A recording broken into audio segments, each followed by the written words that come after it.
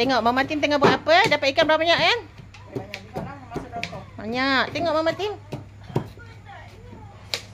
Alhamdulillah dengan rezekinya. Nampak. Uyo, banyak dah 1 tong weh. Nampak tu. Ha. Ada lagi tu. Ha, tu Ada. dia. Okey, Mama Ita. Maita biasa. Mama Ita kita punya cook. Ikan masin sedap you. Okey, kita tadi dapat sisirat. Kita dah penggal kepala dia. Kita pun nak goreng sisirat ni. Goreng garing goreng kunyit. Nak tengok kita goreng? Nanti kita goreng Bukan nanti, sekarang. Sekarang aku mau goreng Sekarang. Okey, sementara Mama Ita tunggu dia punya tu panas. Ini Puza tengah buat sambal belacan. Geng mak-mak tak ada sambal belacan tak sedap. Sekarang dah malam, pukul 8 malam. Eka tengah sedap-sedap memancing. Ini Umida dapat berapa ekor dah? Banyak? Adalah 2-3 ekor. Yo, umpan-umpan di sini Kita nak masukkan dalam ni pun dalam ni ada ikan dah penuh. Okey, Yati dapat berapa dah? Yati paling banyak. Paling banyak. Ratu Duri.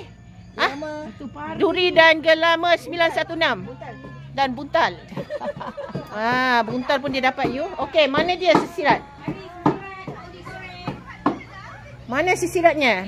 Sesirat kita dah goreng, kita dah buat. Nak taruh garam. Geng emak-emak dengan dunia emak-emak.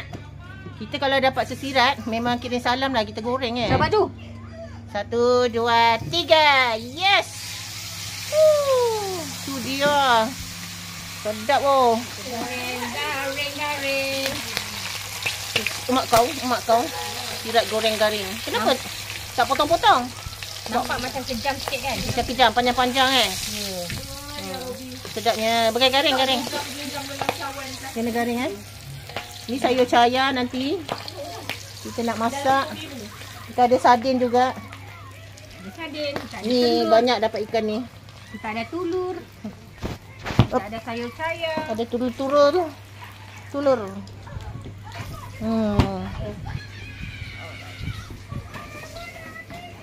Ni bilik tidur kita. Ada TV you, ada kipas semua. Ada tingkap belakang. Tingkap belakang dalam bilik ni pun boleh mancing kalau nak mancing. Nampak?